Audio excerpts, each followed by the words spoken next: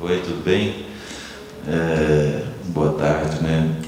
E a Marta me convidou para vir falar com vocês aqui na FAO, Cinema e Arquitetura. Eu acho incrível essa iniciativa de vínculo, né, de interação entre as áreas, as mais diferentes áreas. Estava falando com ela de um amigo meu que acabou de criar uma cadeira no Instituto do Cérebro em Natal, chamado Neurocinema, que também é a relação do cinema com a neurociência, né? E aqui, no caso, uma matéria que relaciona essas duas áreas, essas duas artes, é incrível. E obviamente, a gente conversando, eu comecei a lembrar, dentro da minha obra, de alguns trabalhos que têm uma relação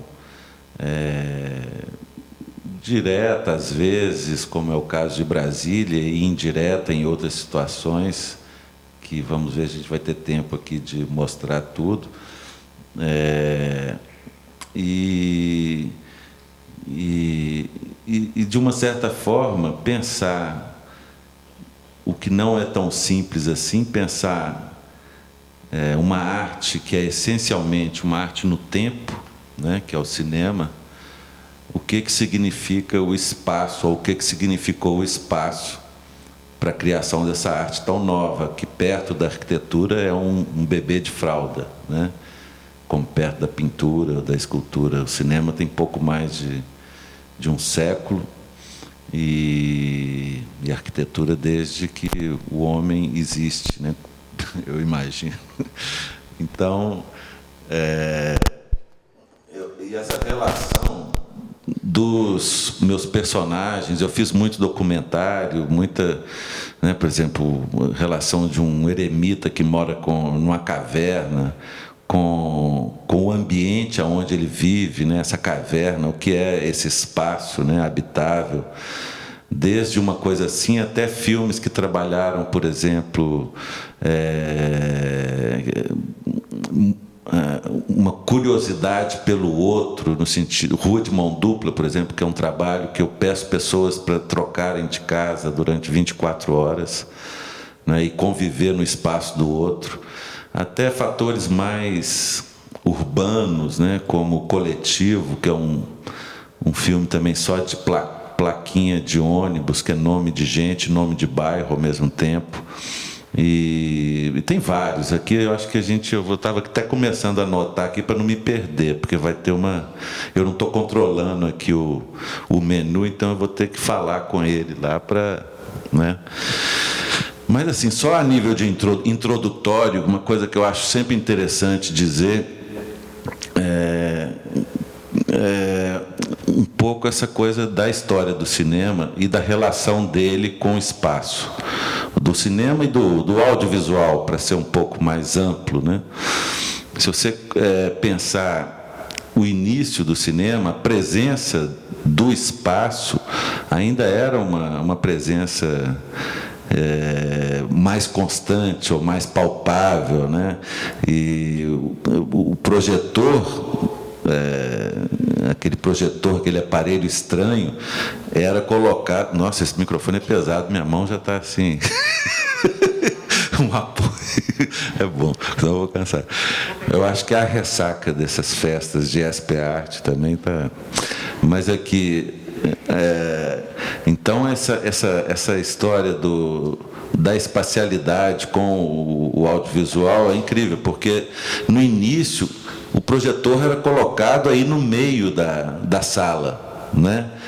No meio da sala tinha aquele estranho objeto mágico que as pessoas iam ver um filme e ficavam admirados, muito mais, às vezes, por essa estranha máquina que fazia aquelas imagens se moverem, né, aqueles fantasmas aparecerem ali na frente, do que com o próprio filme.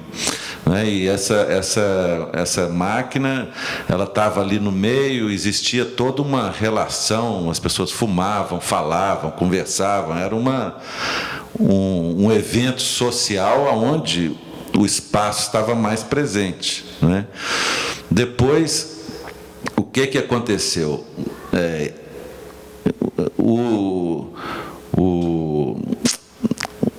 O nascimento da linguagem cinematográfica, né, foi justamente perceber que o cinema é uma arte no tempo e não uma arte no espaço. Então, escondeu-se o projetor, apagaram-se as luzes, destituiu-se esse espaço, né, para que você coletivamente embarcasse numa viagem no tempo, em um outro espaço. Como dizia Tarkovsky, cinema é esculpir o tempo, né?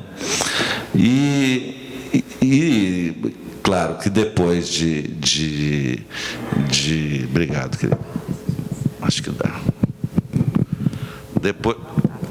Depois de... bem melhor. Depois que fizeram isso, ou seja, criou-se esse lugar propício à imersão, né, com tempo definido, a linguagem do cinema começou realmente a aparecer. E a escritura principal dessa linguagem é a montagem, né? É a montagem. O esculpir o tempo é você montar é uma espécie de uma edição, né, desse tempo. E o interessante é que hoje voltou-se um pouco ao que era o início do cinema, hoje você vê o projetor aqui, está no meio da sala de novo, a gente está vendo filmes com a luz um pouco acesa, nas instalações, nos museus e tal, os filmes são projetados, e as pessoas, tanto o artista tem que preocupar-se com o espaço, e muitas vezes, para um artista igual a mim, que não entende direito disso, contrato a Marta, ou peço ajuda a ela, uma arquiteta, alguém para criar uma ambiência interessante de trânsito, né, como também essa ideia dessa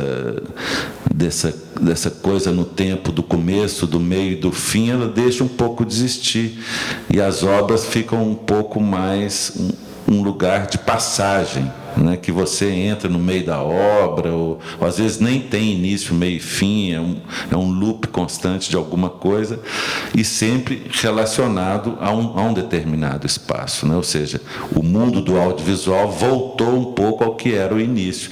No início, por exemplo, não existia a figura do montador de cinema. Como não existia o cineasta, obviamente, né? Porque o cinema foi uma arte muito... Obviamente, como não existia cineasta, quando o cinema nasceu, quem foi fazer cinema, quem foi fazer filmes, eram escritores, atores, né? Dramaturgos, e o cinema ficou muito impregnado da palavra. O cinema é uma arte da imagem e do som, audiovisual, né?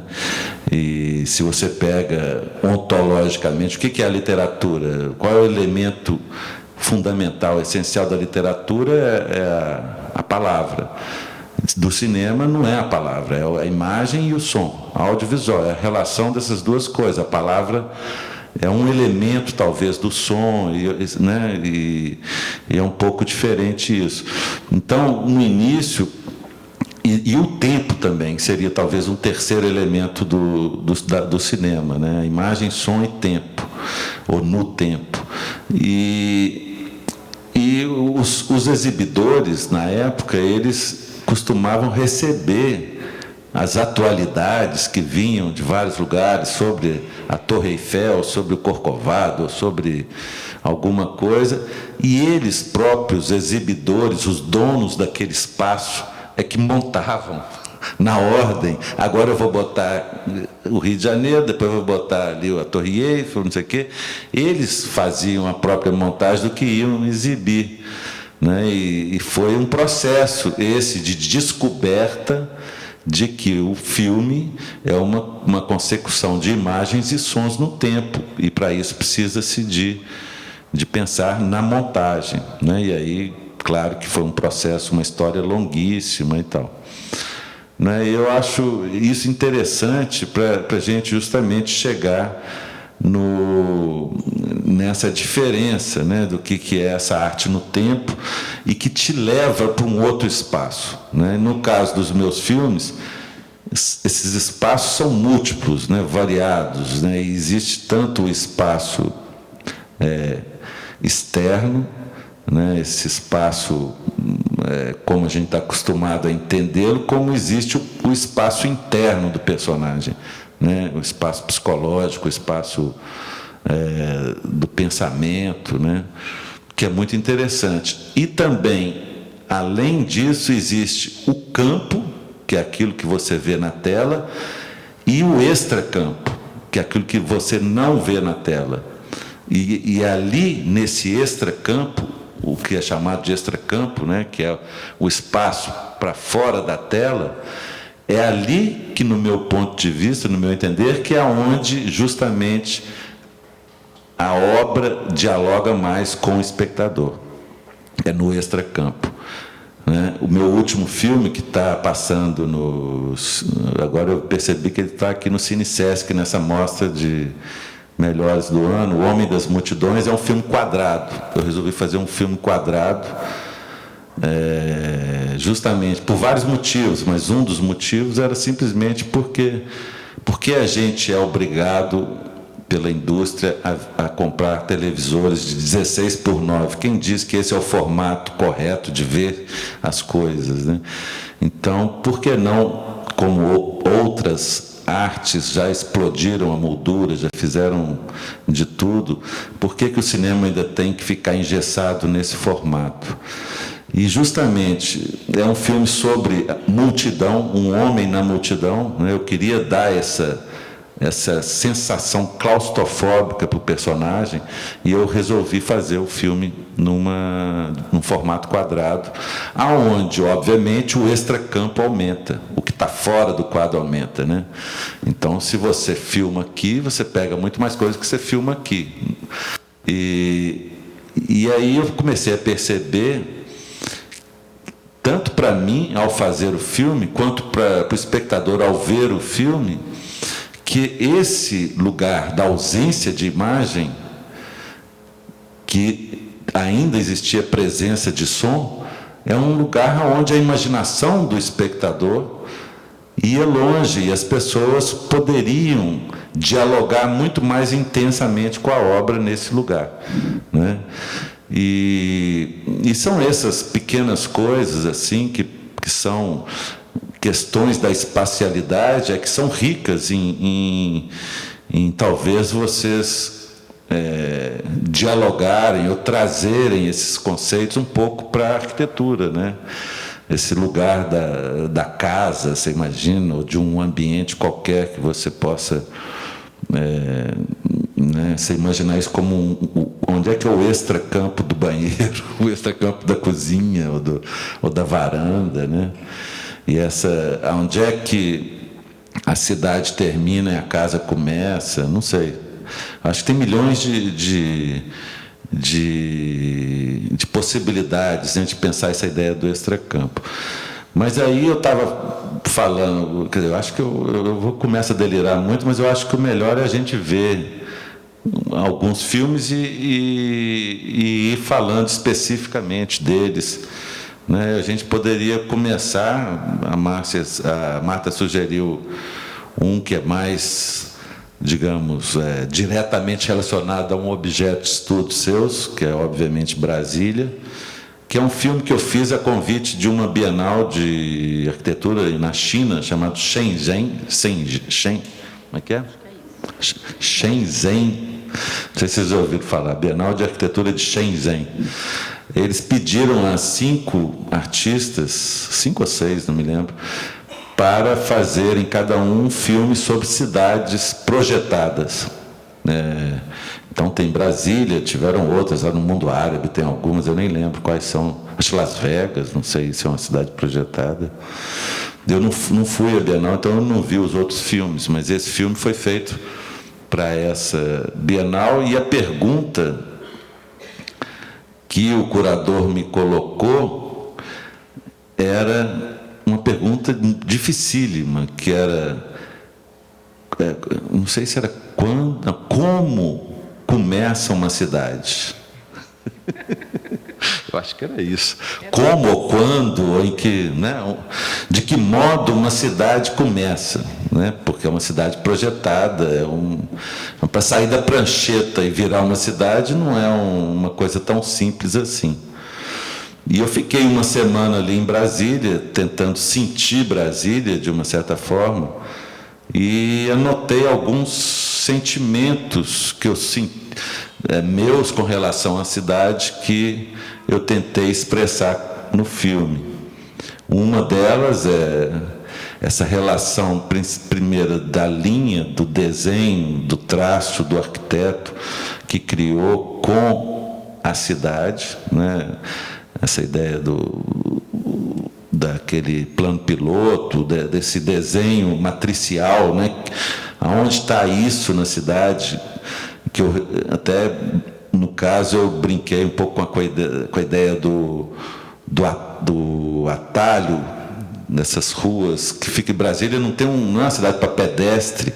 Então, esses canteiros grandes de grama entre as ruas são criados caminhos pelas pessoas, tantos passarem ali, igual vaca no pasto, vai passando em tanto lugar, vai formando um caminhozinho, né? Que chama atalho, qualquer um nome assim.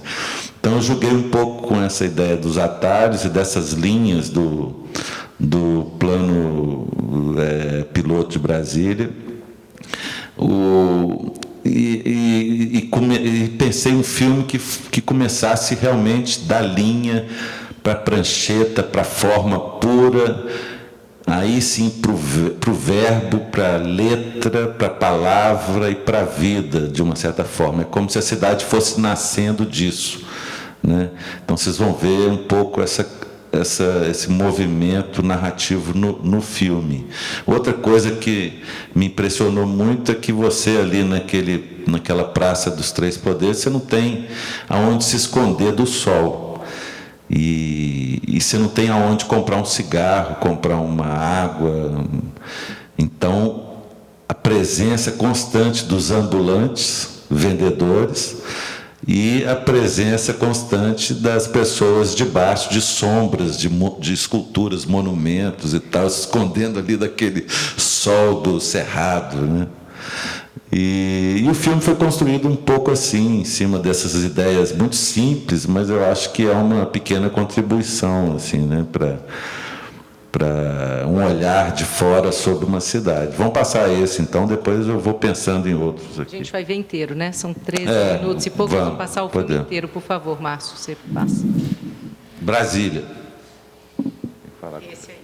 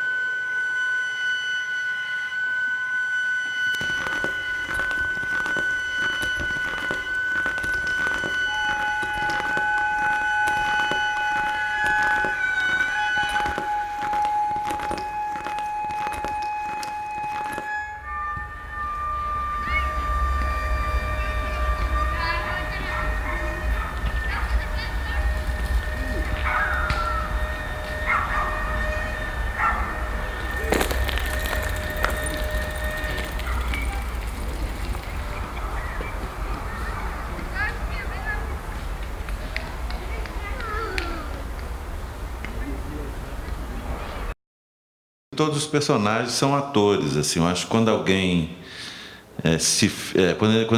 quando a gente está filmando alguém, essa pessoa está interpretando alguém que ele está inventando ali agora. Para mim não interessa exatamente a sinceridade ou a verdade daquilo. Ele pode inventar uma coisa que não é ele, e que muitas vezes acontece. Então eu acho que quando você aponta a câmera para alguém, esse alguém transforma-se em ator, mesmo sem ter os subterfúgios técnicos dos atores e tal, e às vezes é muito verdadeiro, né? Tem, por exemplo, o Andarilho, que é um filme que eu fiz sobre Andarilho de Estrada. O personagem principal, ele custou entender que ele estava participando de um filme, e ele parecia, aliás, melhor do que o Klaus Kinski do Herzog lá. Cara, impressionante. E eu dirigia ele. E eu falava, agora faz uma expressão assim, um olhar distante e tal, que eu quero te filmar. Ele fazia, como se eu estivesse dirigindo um ator, né? E o filme, onde eu apresentei ele, muitas vezes as pessoas perguntavam quem que são esses atores, quem escreveu esse roteiro. Né? É um filme que tem uma linguagem muito próxima à ficção, apesar de ser um documentário. Explica um pouco o que é. Você encontrou esse personagem, o Andarilho de Beira de Estrada. Beira de Estrada. Então, são 3 personagens. É um trabalho que eu fiz, são 3 filmes que chama-se a Trilogia da Solidão. O primeiro é sobre um eremita que morava numa caverna, chama Alma do Osso. O segundo filme é Andarilho, que é sobre andarilhos de estrada, que eu fui numa estrada no norte de Minas e encontrei 3 personagens bastante diferentes. E ao contrário de um eremita, obviamente que o filme do eremita é em cima de um personagem só, que eu fiquei ali convivendo, vivendo com ele naquela caverna durante alguns dias.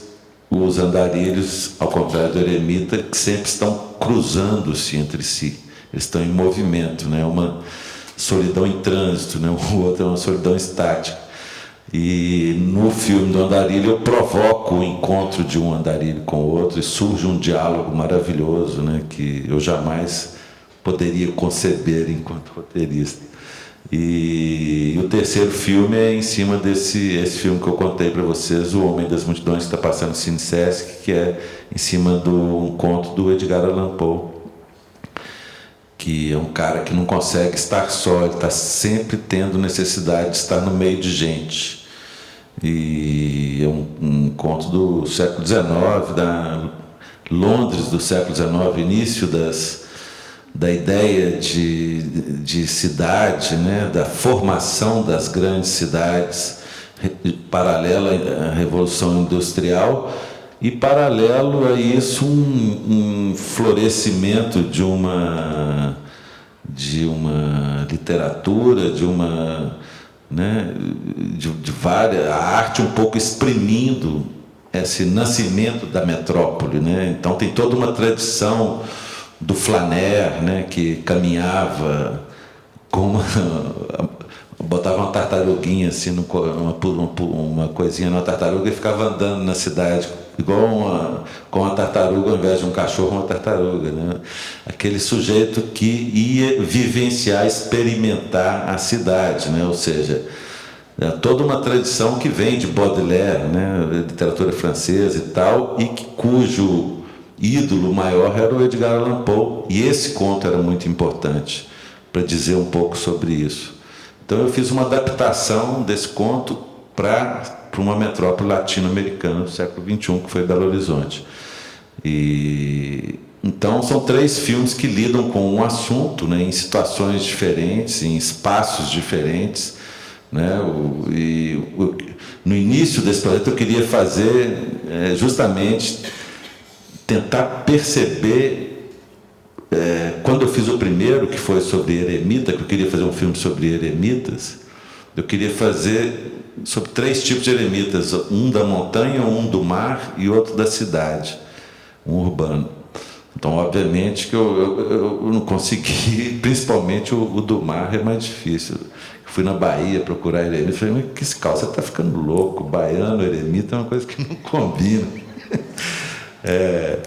Aí eu resolvi ficar com o Dominguinhos da Pedra, que foi esse da caverna, que a gente pode ver um trecho dele, pode, lógico, que tem toda uma relação muito especial com o tempo dele e principalmente com o espaço, principalmente não, e também com o espaço onde ele vive e noções muito sofisticadas de economia, né, que são quase lições de vida, de não desperdício, né? O cara vivendo sozinho há anos ali, cada grãozinho de feijão, de arroz e tal, ele era... E uma coisa com o tempo, uma coisa meio beckettiana, sabe, de repetição, os pequenas coisas, fazer café, lavar a louça, guardar as coisas para o bicho não comer, de pendurar, tudo tinha que ficar suspenso, né, porque vinha muito bicho para comer as coisas. Então tinha toda uma indústria, umas gambiarras maravilhosas nessa caverna onde ele vivia, que talvez o primeiro momento do filme pode ser interessante para mostrar essa caverna e ele era interessante porque a minha ideia de um eremita era aquele ser um pouco difícil de chegar, né? Um ser misterioso. Eu quase falei, pô, você está ficando louco. Um eremita, a princípio, é alguém que se retirou do outro, da sociedade, e não quer saber de contato. Mas, ao contrário, esse cara era muito aberto, foi o maior tagarela que eu já vi na vida, não parava de falar um segundo. Os únicos momentos quando eu conseguia filmá-lo em silêncio é quando ele estava fazendo determinados rituais, que ele parecia que saía de si, como fazer o café, era muito buscar água. Então o filme é um pouco, eu crio essa imagem de um eremita para desconstruir na metade final do filme, eu desconstruo essa imagem de um ser isolado, de difícil acesso, e ele começa a falar e não para, e vai gente lá visitar ele é meio um ponto turístico na região e tal. Então, mas essa coisa dos personagens que eu tinha pensado, se a gente passa esse agora, depois passa o outro, que além das pessoas e das cidades, no caso de Brasília, né, que são personagens também, várias obras tratam um pouco de elementos urbanos e tal, existem os meus atores principais, são as formigas e as bolhas de sabão, que tem alguns filmes sobre formigas e sobre bolhas de sabão, e um desses que eu poderia mostrar, que é o Inquilino, que aí a gente sai do espaço externo para o espaço interno, que é o inquilino de uma casa, um estranho inquilino que eu encontrei uma vez numa casa. Podemos ver o inquilino, que aí os outros... Esse a gente vê inteiro, que é curtinho, depois a gente vê os pedaços, que acho que é mais simples. Rodrigo, você passa aí o inquilino?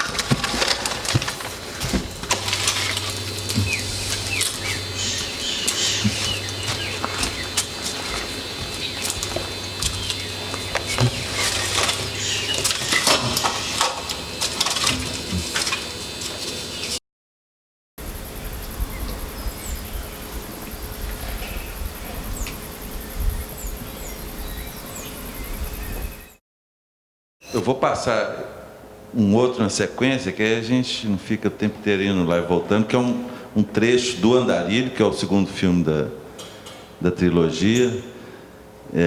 Aí, um dos personagens que eu lembrei, que é super interessante também de ver, que são 3 andarilhos, um gaúcho, um mineiro e um baiano. E o negro, lá que é o Paulão, que é o mineiro, ele era o mais, assim, digamos, que planejou o estar na estrada, né, na rua, ou seja, a casa dessas pessoas é a estrada. E o Paulão, ele empurrava a própria casa, como um Sísifo, né? Então eu vou passar esse trecho e aí a gente conversa sobre esses que a gente já viu.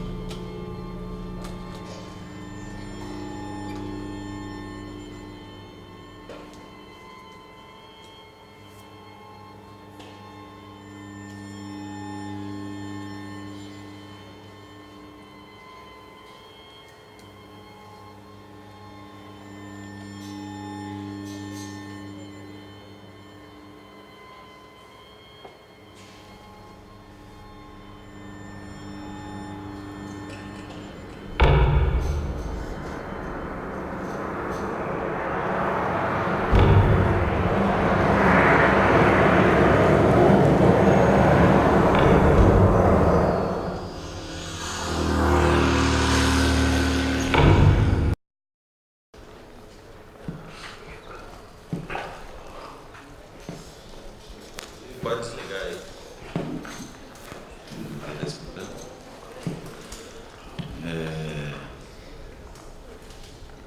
Eu quis mostrar. Está meio chato porque tem que ficar passando, não tem capítulo, então tem que ficar passando o filme inteiro até chegar na parte que a gente quer. Aí dá para ver um pouco essa coisa que ele fica. É um cara que se preparou, né, para pegar a estrada. Ele estava 5 anos na estrada e ele leva dentro dessa casa ambulante, tem panela, fogãozinho, ele para nos lugares, faz a comida, televisão, tal, dorme aí dentro. Os três andarilhos tinham relações diferentes assim com a estrada. Aquele que é o louro gaúcho lá, Valdemar, dormia em qualquer beira de estrada, né? E tinha uma coisa muito mais, carregava os trapos dele todo enrolado numa lona assim nas costas. Era muito mais despreendido, digamos, né? O problema dele era com a relação dele. Esse já estava há 25 anos na estrada e saiu de Porto Alegre novo ainda e tinha uma relação muito louca com outro tipo de espaço, que é o espaço divino, né? A problemática dele com Deus, né? Que ficava o tempo inteiro. No filme você vê muito essa coisa, que parece que fizeram um trabalho de macumba com ele, não sei o quê. O filme é todo um pouco... E esse daqui tem escrito na casa, só o Senhor é Deus, né? Então tem um encontro dos dois no fim do filme, que tem essa discussão meio absurda na beira de estrada. E o que eu achei interessante, essa cena revela muito o que eu quis um pouco transmitir com o filme, que é essa ideia do caminhar, né? A relação entre o caminhar e o pensar, que é uma prática que eu faço bastante. Eu gosto muito de caminhar, né? De sair andando 1 hora, 1 hora e meia, e ia às vezes para um parque e tal, ficava andando, e eu sempre comecei a perceber a coisa da soltura do pensamento relacionado ao caminhar, né? Um pouco a endorfina, não sei o que ativa, e o grau de associações delirantes entre um pensamento e outro era incrível. Às vezes eu, no meio do caminho, pensando, nossa, isso aqui, onde é que eu vim parar? Eu estou pensando isso. Aí eu fazia retrospectivamente uma associação para ver um pensamento leva a outro, que leva a outro, ou seja, tinha muito essa relação entre caminhar e pensar. E fiquei pensando, pô, se eu que ando 1 hora por dia já fico assim, imagina quem passa a vida andando, o que essas pessoas pensam, né? Como é o pensamento desses andarilhos, e como transformar isso em imagem. Então, esse asfalto quente, né, que você vê que turva a imagem, e esses monstros que passam, que são os caminhões, né, e os carros, meio desfocados, eu achava aquilo realmente a tradução da imagem, do pensamento do andarilho, né, daquelas pessoas que estavam ali. Eu filmando ali na beira de estrada durante alguns dias, já ficava impressionado com a dimensão desses ônibus, caminhões passando, que era uma estrada de muito trânsito de caminhão, um vácuo que eles passavam. Imagina esses caras, o que passa a ser um caminhão para essas pessoas que estão ali andando, né, que vê isso o dia inteiro, vira uma espécie de monstro, uma coisa quase abstrata, né, figuras quase abstratas, como poderiam ser o pensamento deles também. E aí já é uma outra arquitetura, que é a arquitetura interna do pensamento, né, que você tem esse espaço aberto da estrada, ao contrário do inquilino, que é esse espaço fechado, né, onde a bolha está ali, o espaço do pensamento na estrada ganha uma dimensão outra, completamente diferente do que o eremita que está ali naquela casa, ali naquela caverna, apesar de estar no meio de uma natureza maravilhosa. Tem uma coisa, eu fico ouvindo o Carl pensando que com a gente a provocação, o desejo, a curiosidade, ou o que nos incita a trabalhar, se a gente falar diretamente, é pensar como e através de que espaços a gente poderia propiciar a vida, né? Enquanto ele pensa como é que ele constrói num filme uma certa narrativa, e é interessante perceber que isso tem a ver com escolhas no sentido direto de coisas que eu pretendo, né? Que eu estou interessado na discussão da solidão, mas também com aquilo que eu encontro e o que eu uso desse encontro como possibilidade de trabalho. Acho que do ponto de vista do trabalho do arquiteto, né? É como dar forma, né? Como é que reconhece uma certa forma possível a partir de coisas que vislumbram, que me fazem vislumbrar modos de estar nos lugares. Né? Vamos. Vocês querem perguntar alguma coisa? Eu acho que tem que abrir um pouco o diálogo, eu fico falando demais. Se vocês quiserem perguntar, pode ficar à vontade. Meu nome é Bia. Eu queria perguntar como você trabalha com a questão do áudio, especialmente no Brasília, que é com o Grivo, né? Eu vi no final. Eu acho interessante, eu queria saber como é que é essa escolha do áudio, porque ele, no Nanofania, para mim, fica muito latente, que ele é quase um personagem, né? O som. Então, eu queria perguntar isso, como é que é a escolha do som do ambiente, ou o áudio, porque não é exatamente uma música convencional, como você imagina, mas como que é essa decisão e qual é o papel que ela, por ser muito peculiar, qual é o papel que desenvolve? No Nanofania, que você falou muito bem, é o único filme que eu fiz para uma trilha pronta anteriormente. Então, ele quase é o personagem principal, realmente. Que geralmente eu edito o filme, muitas vezes eu mando para os meninos já editado, e eles fazem um áudio, fazem uma trilha, às vezes eu dou indicações. Quando é um longa-metragem, eu vou mandando por partes, assim, e a gente vai trocando mais figurinha. O Nanofania tem 3 minutos, eles fizeram uma música e iam fazer um show. Aliás, fizeram várias músicas e pediram para eu colocar imagens nessa música. Então, é um caso diferente dos outros, né? No caso da Nanofania, a trilha veio primeiro, né? Nos outros casos, no caso de Brasília, em todos os outros meus filmes, quase todos eles, principalmente os maiores, assim, com a produção maior, eu levo um dos meninos para viajar. Geralmente eu viajo para fazer meus filmes. Poucas vezes eu fiz filme em casa, em Belo Horizonte. O último longa-metragem foi em Belo Horizonte, mas geralmente eu estou viajando, então eu vou com uma equipe pequena. E um deles é o Nelsinho e o Canarinho, né? Eles vão comigo para captar o ambiente sonoro e a gente se conhece muito bem. Eles não preciso explicar tanto o que eu quero, que eles já sabem de uma certa forma. E eles captam esse entorno do personagem ou da cidade, de qualquer coisa e que eu estiver filmando, e ali depois eles montam, né, é realmente um diálogo, é aquilo que eu estava dizendo da essência do cinema, imagem e som. Sem eu, como um ser da imagem, precisei descobrir alguém do som para fazer um filme, né? É o básico, é o mínimo, né? E graças a um pouco a essa renovação tecnológica que nos permite hoje fazer um filme com uma câmera e sem mais ninguém. E o tipo de cinema que eu faço é um pouco isso, um cinema de baixo custo, um cinema escritura, né? Uma câmera caneta, digamos assim, que eu vou passando pelos lugares e pelas coisas com uma câmera, registrando, muitas vezes, sem pensar de antemão no que eu vou fazer. E aí o som é fundamental para criar esse diálogo. Muitas vezes, na cena do Andarilho, por exemplo, vocês viram, eu propositadamente, às vezes, nesse filme, eu alongava a imagem para que o som fosse o elemento narrativo principal. E como o cinema é uma arte que é justamente essa relação entre esses dois elementos, ou esses três elementos, se você for pensar na ideia do tempo como um elemento fundamental também, eu tenho que sempre, ao filmar, estar pensando no som também.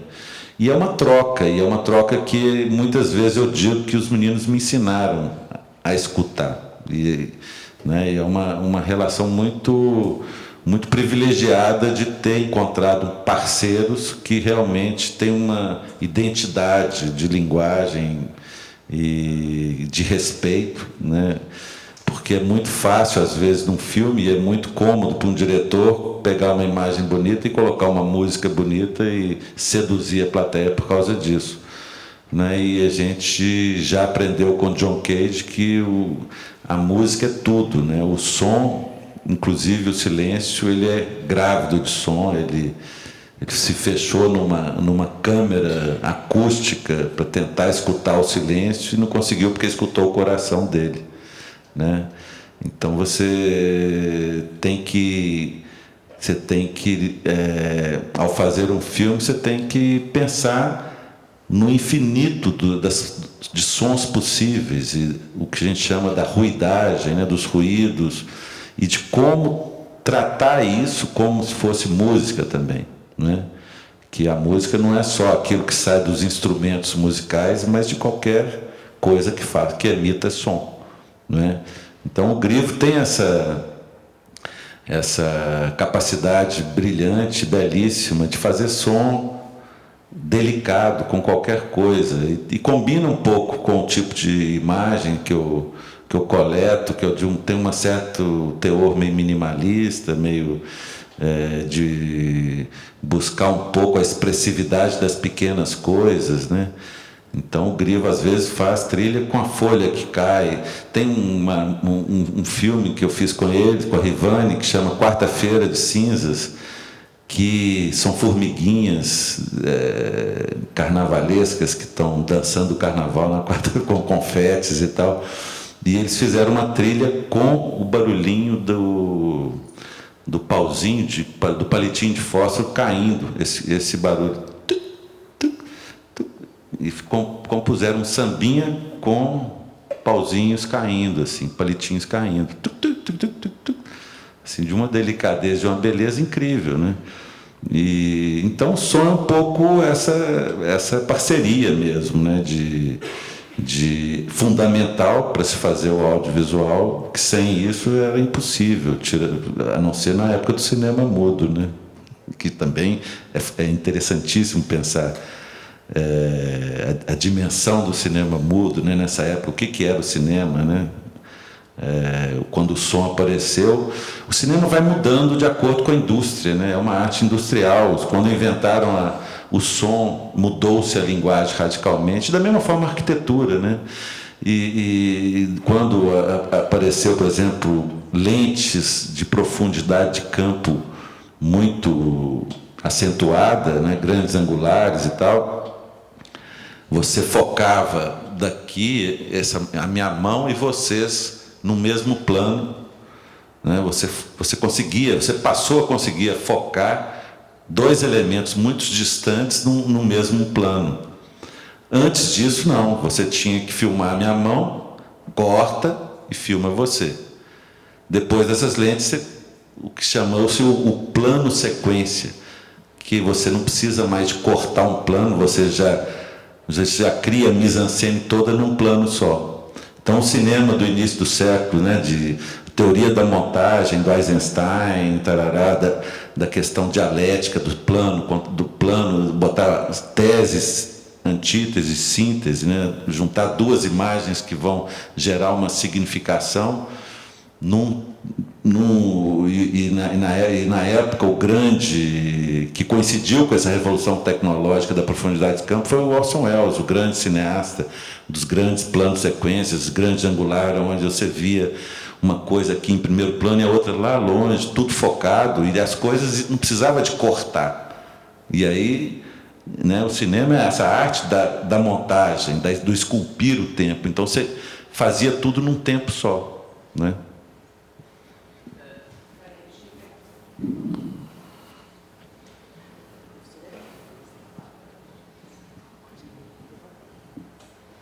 É mais um comentário, assim. Não sei, uma coisa que eu estava pensando agora é que, quando você estava falando do tempo de montagem e essas coisas, me parece que na arquitetura, o que a gente tem no começo, apesar das duas artes terem essas intenções antes de fazer um projeto, parece que quando a gente projeta, a gente ainda não tem o que vai ser após o projeto, o que vai acontecer com aquilo. Quando a gente faz uma casa, a gente não sabe como que vai ser vivida a casa, como que vai ser experienciada. Mas quando você diz que você registra os momentos como se fosse uma caneta, né, as imagens, e você na pós-produção você trabalha com elas, parece que é uma lógica ao contrário.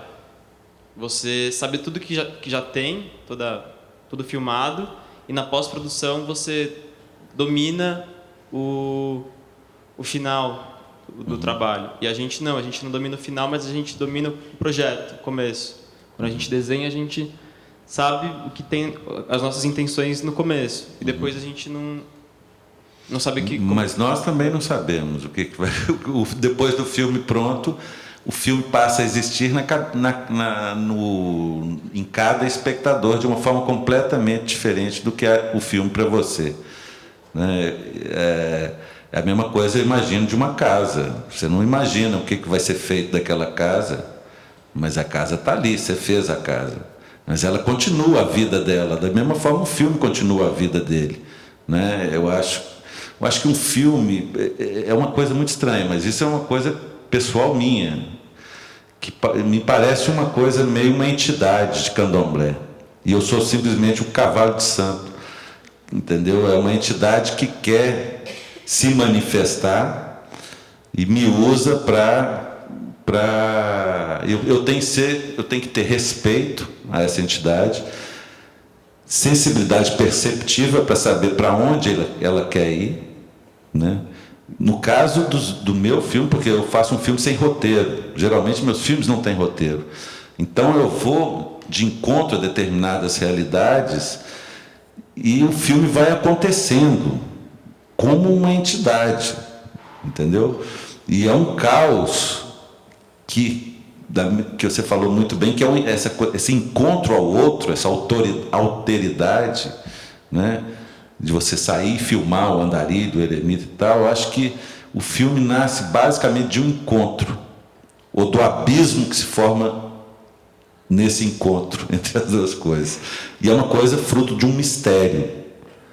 Por que tal pessoa vai resolver atuar para mim, abrir a vida dele, a casa dele para mim, para entrar dentro do meu filme, é fruto de um mistério, não tem fórmula, né?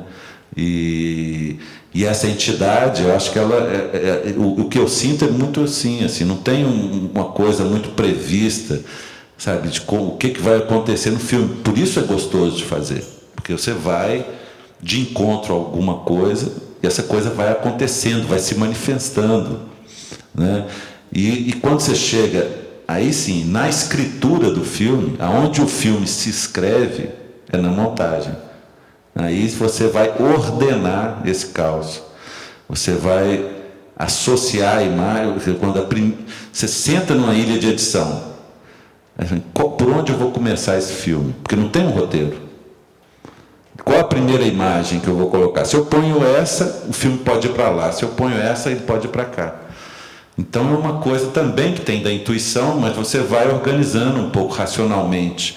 Então são momentos diferentes. Costumo brincar de uma certa assim, quando você imagina um filme, é quase como se você fosse Deus, brincar de Deus, porque você pode imaginar um eremita do jeito que você quiser, você cria mundos, né? Quando você vai de encontro a esse mundo, você vê que você não tinha nada a ver com aquilo que você imaginou. Quando eu encontrei o eremita, foi um oposto do que eu tinha imaginado. Então algo se quebra e se constrói ao mesmo tempo. E depois, na montagem, você reorganiza esse mundo que é fruto desse encontro, né? Então, eu acho que é um pouco isso. E eu imagino que a arquitetura, fazer um projeto, eu acho que tem não sei, tem uma coisa do outro, que é o cliente, né? Assim, aquele que vai te contratar, aquele que vai morar ali, o que...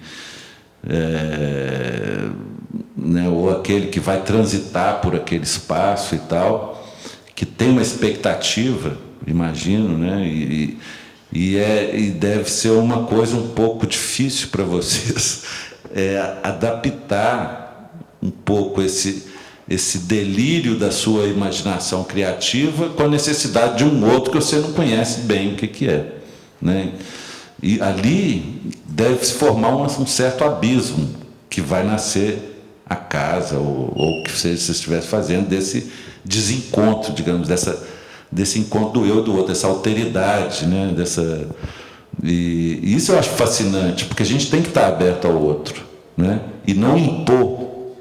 Eu acho que impor essa coisa é claro que é um pouco puxado você pensar na entidade, assim, não é? São artes diferentes e tal, mas eu acho que é um pouco disso, assim, sabe? É esse encontro que você vai ter com quem te encomendou um espaço, né, para viver e tal. E eu acho importante, pensando a arquitetura, em pensar justamente no bem-estar, no bem-viver do outro, né? Claro que esse outro pode não ter consciência desse bem-viver, desse bem-estar. Às vezes ele nem mal sabe de como ele gosta de viver, ou não tem noção de outras possibilidades espaciais para estar, né? E aí eu acho que é um pouco a função do arquiteto, talvez seja essa, mas eu estou falando aqui, já estou delirando, né? É simplesmente o que eu penso um pouco da arquitetura, assim.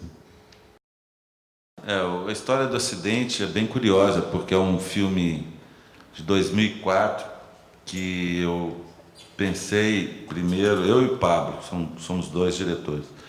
A gente tinha um fascínio muito grande pelos nomes das cidades do Brasil, de uma certa forma geral, e em Minas Gerais, principalmente, cada nome curiosíssimo. A gente decidiu olhar no IBGE todos os nomes das cidades e selecionar umas 100 ou 150 cidades, imprimi-las em papeizinhos assim, botamos numa mesa os nomes das cidades e começamos a compor poemas com esses nomes das cidades do interior de Minas. E aí escolhemos o melhor poema, que por acaso tinham 20 cidades, 20 nomes para compor um poema, e o filme é a visita a cada palavra, a cada cidade do poema, né, e o que elas queriam dizer para a gente, né, para filmar o que elas quisessem, as cidades quisessem dizer para a gente, né, acidentalmente, digamos, por isso chama acidente. E para isso é um filme de uma liberdade muito grande de fazer. Eu senti assim um prazer enorme de fazê-lo, justamente porque ele estava amarrado numa proposição, num conceito, né? E a gente chegava, só tinha uma espécie de método, algumas pequenas coisas. Eu acordava cedo, saía aberto pelas ruas da cidade, pensando também no nome da cidade, né? E essa cidade, cada uma das cidades quis se manifestar de formas completamente diferentes uma da outra. E no filme você vai vendo várias narrativas se construindo ao mesmo tempo, e em duas camadas. Uma é a camada das histórias de cada cidade, e a outra é a camada da história, da construção do poema que no final do filme termina. A gente chega na última cidade e o poema se completa, né? E então é muito bacana, porque no início a gente estava até pensando em uma coisa um pouco mais redutora, que era um pouco, às vezes, perguntar para as pessoas das cidades por que tal cidade chamava assim. E, por exemplo, Tombos. Por que Tombos chama Tombos? Ah, porque tem uma cachoeira ali. Ah, beleza. Ou seja, não tinha muita coisa. Então, quando a gente resolveu esquecer disso e nos abrir para o que a cidade realmente quisesse dizer para a gente, aí o filme passou a existir, né? E algumas cidades, obviamente, ficaram mais expressivas que as outras, umas mais relacionadas ao nome, por exemplo, Espera Feliz. O poema, eu lembro da primeira estrofe, que é Eleodora, Virgem da Lapa, espera feliz, Jacinto, olhos d'água. É a primeira estrofe do poema. Então, são 5 cidades: Eleodora, Espera Feliz, Jacinto... Não, Eleodora, Virgem da Lapa, Espera Feliz, Jacinto, Olhos d'Água.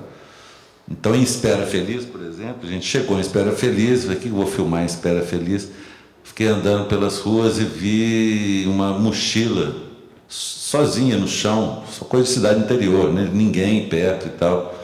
Falei, o que essa mochila está fazendo? Está esperando alguma coisa, está esperando o bonde passar, não sei. E eu falei, os objetos também estão esperando alguma ação, né?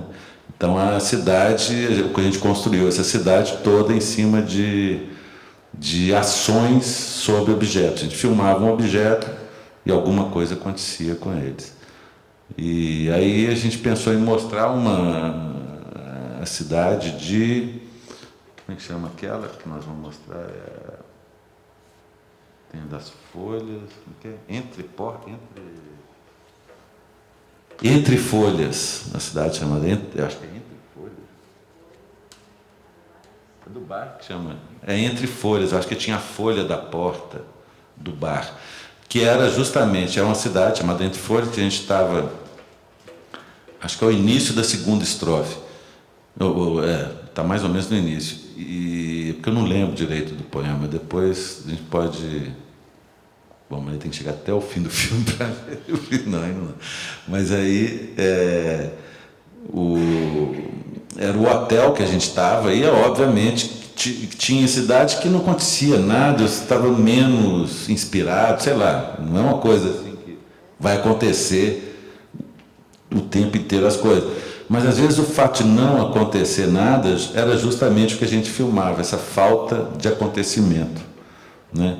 Então, eu fiquei, enquanto eu estava meio desanimado, e fiquei filmando ali esse hotelzinho, era uma pensão que a gente estava, que tinha um bar na frente de um senhor.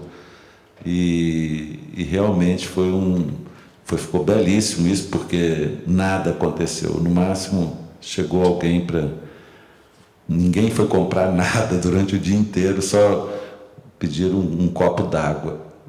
Foi o que o cara ganhou no dia. Cidade interior de Minas.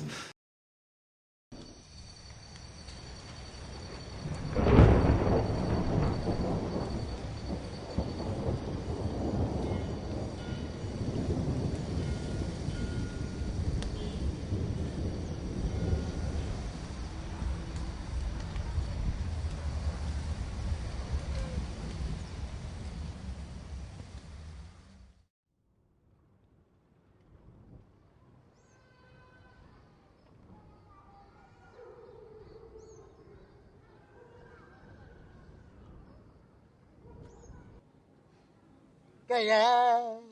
Quem não sofre por alguém? Quem é? Quem não chora por uma lágrima sentida? Quem é? Quem não tem um grande amor? Quem é? Quem não chora por a grande dor?